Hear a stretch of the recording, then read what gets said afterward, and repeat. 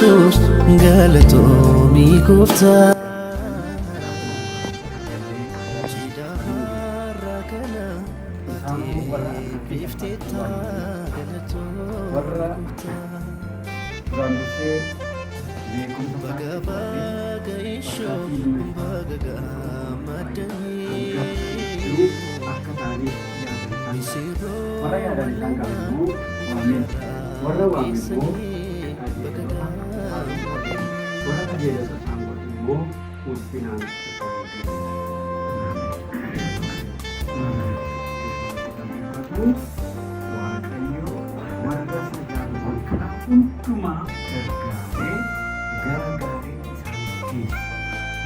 warra sajaalatan karaa hundumaa gara gaariitti geessa adeemsa waaqayyoo jechuudha gargaarsa waaqayyoo guyyaa kana ga'uun yeroo kana ga'uun akeeka waaqayyoo jechuudha galanni yesuusiif haa ta'u kanaaf amma waaqayyo immoo kana milkaa'ina isuma akka kennu waaqayyo karaa hundumaa akka eegu karaa irra deemnullee waan hundumaa kenna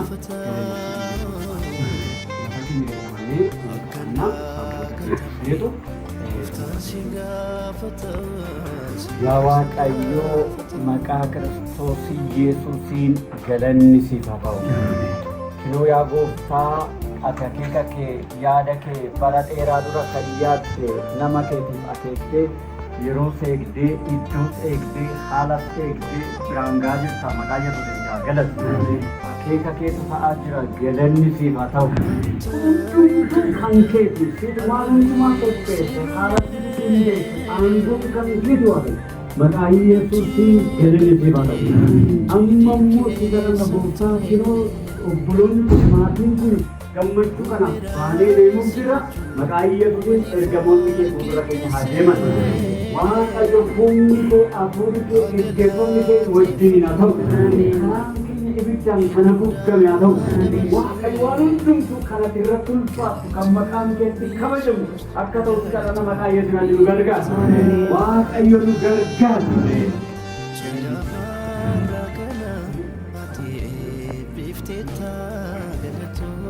Yesuusin mallattoodhaaf aannan qabannee hin eebbisaa jireenyi isaanii jireenya qabbanaa akka maqaa Yesuusiin haa ta'u.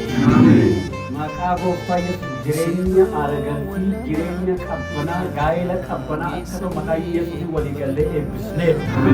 Dhala qabbanaa akka argatan maqaa Yesuus Kiristoosiin waliigallee eebbisneef. Eebba qabbanaa akka argatan maqaa Yesuusiin waliigallee eebbisneef. Barri isaanii haa eebbifamu. Jireenyi isaanii haa eebbifamu. Qabeenyaan haa eebbifaman. Dhalaan haa eebbifaman. Nagaa qabaachuun haa eebbifaman. Beekumsaan haa eebbifaman. Dandeettiin haa eebbifaman. Waaqayyo jireenya maatii kanaaf eebbisi. Kunoo waliigallee obboloota wajjiniin eebbifna harki kee wajjiniin haa ta'u. Waaqayyo mallattoodhaaf yaa Waaqayyo gooftaa aannan kana qabatanii eebbisaniiru maqaa Yesuusiin jireenyi isaanii dachaadhaan haa eebbifamu. Haa jijjiiraman haa qullaa'an maqaa Yesuusiin haa qullaa'an jireenya keetiif adda haa ba'an. Yaa Waaqayyo waan hundumtuu ulfina keetiif haa ta'u. Kan hundumaa hin gootaas haa galatu. Karaa keenya hundumaa dabarsinee sitti laannaan wajjiniin ta'e maqaa ilma keessa jaalatamaa gooftaa Yesuusiin ameen.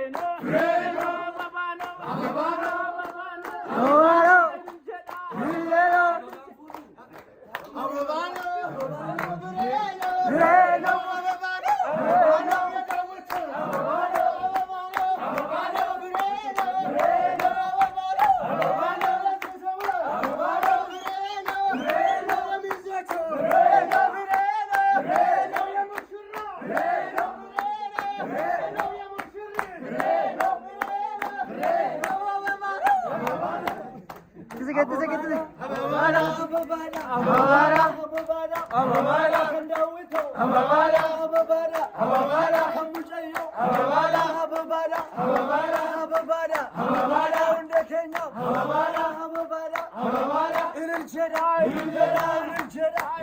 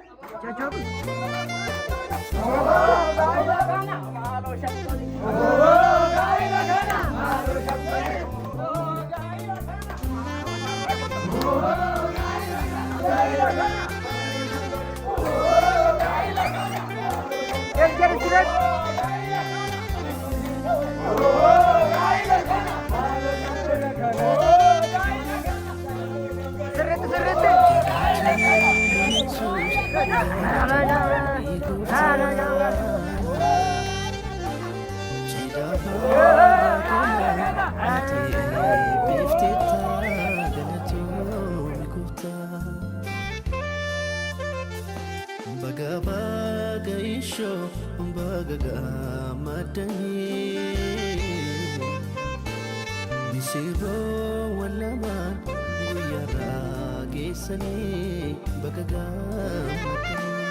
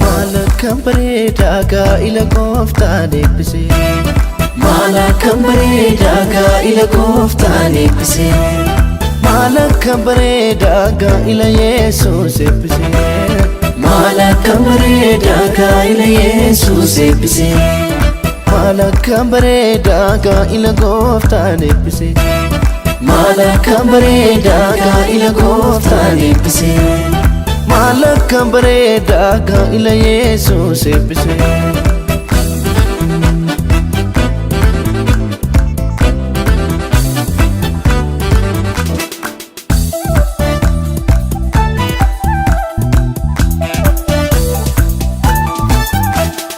Gooftaa galatoomii bareeda kanarraan nu geesse bareeda gaa'ila isaanii kana bareeda sidunuuf milkeesse bareeda cidha qaanarratti bareeda Yesuus argamte bareeda hirruu isaanii guutte bareeda cidha isaanii biifte bareeda har'as si barbaanna bareeda cidha kanarratti bareeda ayyaana kee guddaa bareeda hirmaan dhumirratti bareeda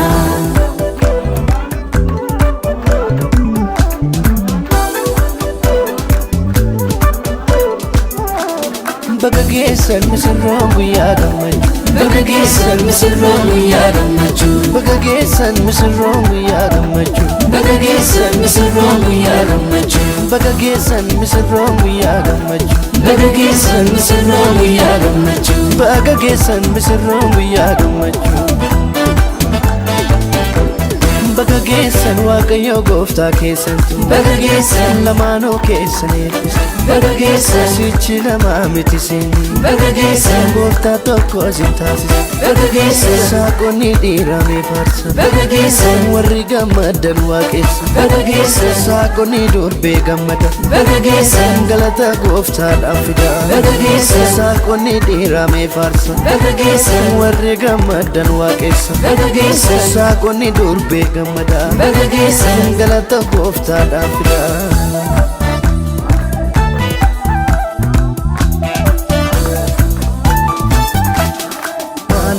bareedaa gaa'ila gooftaan eebbise.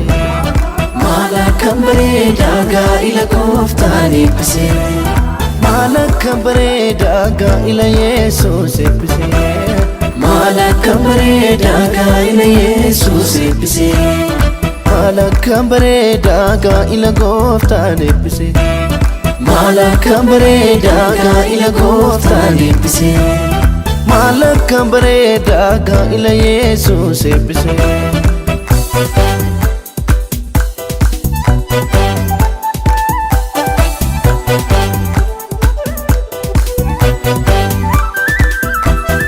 Yoo deeman waliini bareedaa, yoo dhufan waliini bareedaa, yookaan waliini bareedaa, yoo ta'an waliini bareedaa, gargar ba'uu isaanii bareedaa, ijamaan argini bareedaa, gammadaa jiraadha bareedaa, adduun qabaatiina bareedaa, Waaqayyo tamaana bareedaa, diinan sodaatiina bareedaa, Waaqayyo tamaana bareedaa, diinan sodaatiina bareedaa.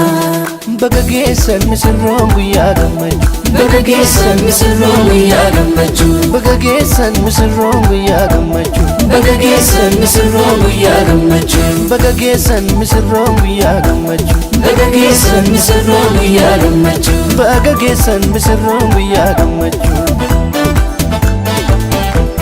Baga geessan Waaqayyo gooftaa keessantu. Baga geessan lamaanuu keessan eebbise. Baga geessan sichi namaa miti seeni. Baga geessan gooftaa tokko isin taasise. Baga geessan saaqonni dhiiraa mee faarsan. Baga geessan warri gammadan waaqessan. Baga geessan saaqonni durbee gammada. Baga geessan galata gooftaadhaaf fida. Baga geessan saaqonni dhiiraa mee faarsan. Baga geessan warri gammadan waaqessan. Baga geessan saaqonni durbee gammada. Baga geessan galata gooftaadhaaf.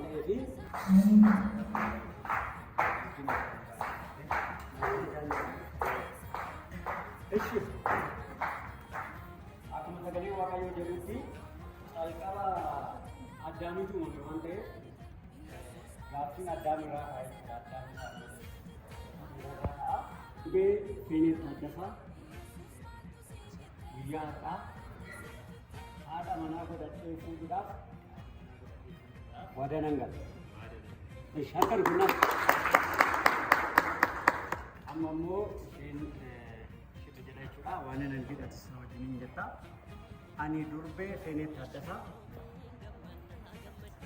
dargaggoo Daawit Garramaa, abbaa manaa godhee itti heerumuudhaaf waadaa nan gala. Ani Daawit Garramaa, durbee Fenet Taaddasaa, haadha warraa godhee yeroon fuudhu guyyaa kanaa kaasee yeroo gammachuu, yeroo gaddaa, yeroo rakkoo, yeroo argannaa, yeroo dhabaa, yeroo dhibee, yeroo fayyaa otoo hin nuffin hamma du'aatti jaaladhee wajjin jiraachuudhaaf waadaa nan gala.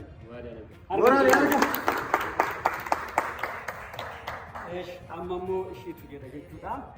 Ani durbee Fenet Taaddasaa,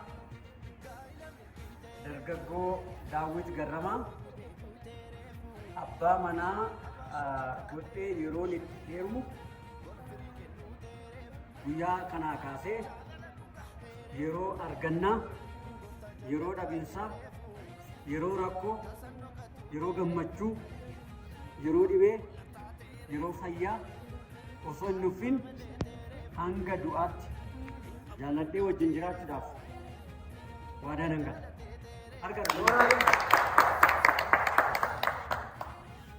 Amma sirna dungootaa jechuudha.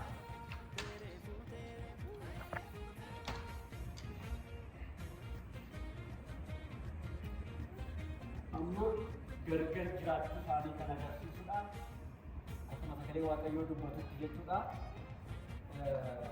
Iddoo tokko dubbiseen ammas daawwachuudha. Uumama 2:24 akkas jedha. Gargar qabsiifachuun isaanii kun jireenya gargarii agarsiisa. Booda immoo gara tokkummaatti qabu. Guddisuma sagalee Waaqayyooti. Uumama 2:24. Kanaafis dhiirri abbaa isaa fi haadha isaa, inni isaa, haadha manaa isaa hin maxxana. Isaan lachuu soortatu hin ta'u.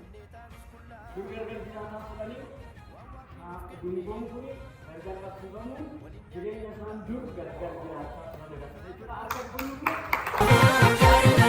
yoo ta'e siyaachisaa obsaa fi jaalalli hundaan ceesisaa waaqatu jaallate.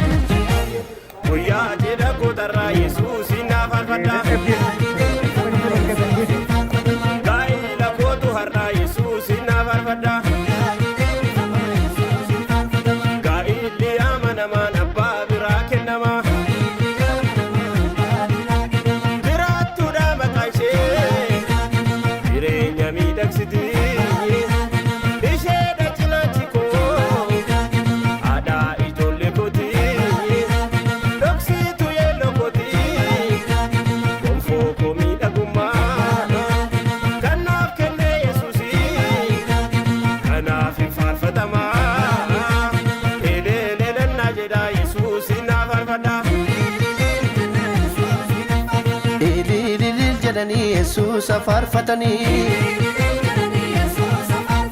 abbaan ishee dhufanii haati kan ishee dhufanii abbaan isaa dhufanii harmeen isaa dhufanii amaamonni dhufanii firaa qollaan dhufanii.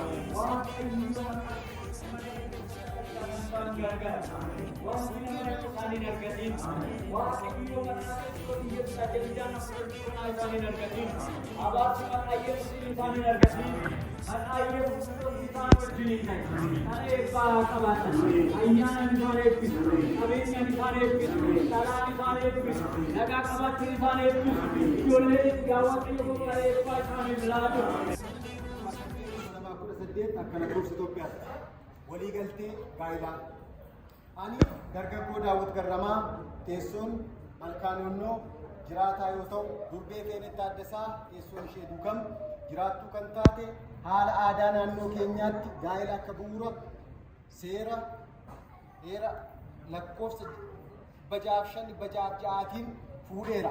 Fuudhuu koos mallattoo kootiin nan mirkaneessa. Yeroo gaa'ila kana dhaabbannu walii galtee nu lamaan gidduu jirutti fedhii keenya ta'uu mallattoo keenyaan ni mirkaneessina. Ani Daawit Garramaa kanan jedhamu teessoon magaalaa Shaggar kutaa magaalaa Malkaanonnoo kan hin ta'e aadde Feenet Taaddasaa waliin seera 80 yookaan 80tiin abbaa warraa ta'uu fi koof mallattoo kootiin mirkaneessaa.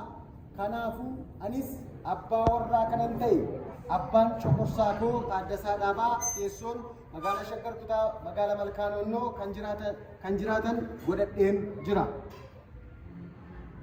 Anis haadha manaa kanan ta'e abbaan coqorsaa koo Taajjabaa Taaddasaa teessoon magaalaa Bishooftuu kan jiraatan godhadheen jira. Kanaafuu nuyi walii galtee fuudhaa fi heerumaa kun yeroo raawwatu abbaa coqorsaa ta'uu keenyaa fi nuti lamaanuu mallattoo keenyaan ni mirkaneessina. Anis Feenet Taaddasaa kanan jedhamu abbaa manaa koo obbo Daawit Garramaa waliin abbaa manaa fi haadha manaa taanee waliin jiraachuudhaaf guyyaa 11 duwwaa 8 akka lakkoofsa Itoophiyaatti gaa'ela godhadheen jira. Yommuu walii galteen gaa'elaa kana raawwannu qabeenyi ittiin jiraannus mindaa ji'aati. Mindaa ji'aa ta'uun isaa beekamee qabeenya kanaan booda horatamu garuu kan waliinii ta'a. Walii galteen gaa'elaa kun bu'uura seera lakkoofsa 574 muraa 580tiin seera duratti mirkanaa'a. Yeroo walii galteen gaa'elaa kana raawwannu ragooleen turan obbo Caalaa Hundumaa teessoon Malkaanonnoo, obbo Misgaanuu Mul'ataa teessoon Malkaanonnoo, obbo Dastaa Taaddasaa teessoon magaalaa Bishooftuu, obbo Dastaa Nagaroo teessoon magaalaa Bishooftuu. Nutis maqaan keenya armaan olitti kan ibsame yeroo abbaa manaa fi haadha manaa maqaan isaanii armaan olitti eeraman yommuu wal fuudhan arginee dhagahuun keenya mallattoo keenyaan ni mirkaneessina. Gara dhumaatti maqaa fi mallattoo abbaa warraa Daawit Garramaa kan jedhu qaba. Maqaa fi mallattoo haadha warraa Feenet Taaddasaa kan jedhu qaba. Mallattoo ragoolee ganaa guutamne. Maqaa fi mallattoo abbaa coqorsaa kan abbaa warraa Taaddasaa Dhaabaa. Maqaa fi mallattoo abbaa coqorsaa kan haadha manaa Taajjabaa Taaddasaa jedhaa jechuudha. Mee mooraalii kennaaf. Bu'uuruma kanaan misirroon lamaanuu gara kana dhufanii yerootti ይጋበዝልኝ ይወጣን ኢየሱስ ዛሬ ሰርጌ ነው ዛሬ ሰርጌ ነው ዛሬ ሰርጌ ነው ዛሬ ይሰብሰብና ኢየሱስ ይበል ዘሬ ማንዘሬ ሰርጌ ነው ዛሬ ሰርጌ ነው ዛሬ ሰርጌ ነው ዛሬ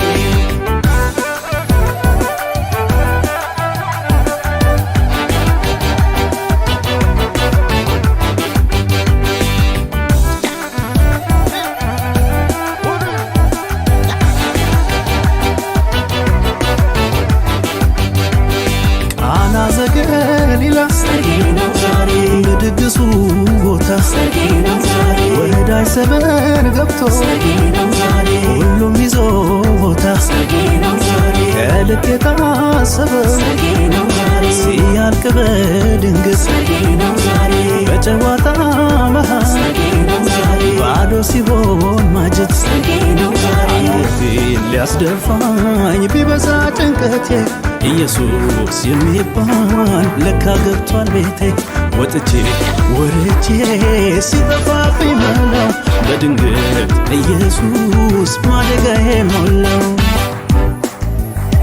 አንተ ያለህበት የታደምክበት ገባ ከቤቴ ሁሉም ይሞላል። አንተ ያለህበት የታደምክበት ግባ ከቤቴ ሁሉም ይሞላል።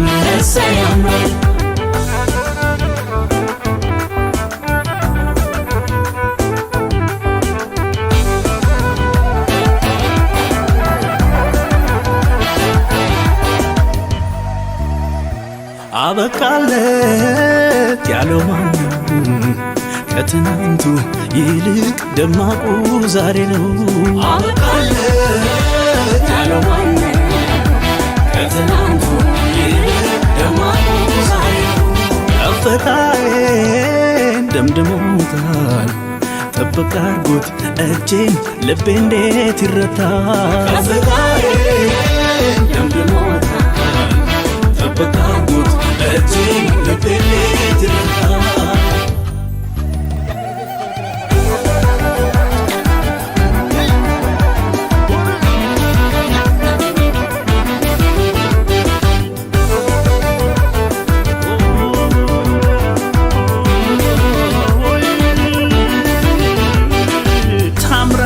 ሙሽራዋ ጌጥ ያምራል ሙሽራው ድንቅ አርጎ የሰራቸው የላዩ ልዩ ነው። ከፍ አርጉት እንደገና ከፍ አርጉት ለውዳሴ መች ልደንቅ የሌለበት ተወዳኝ ኢየሱሴ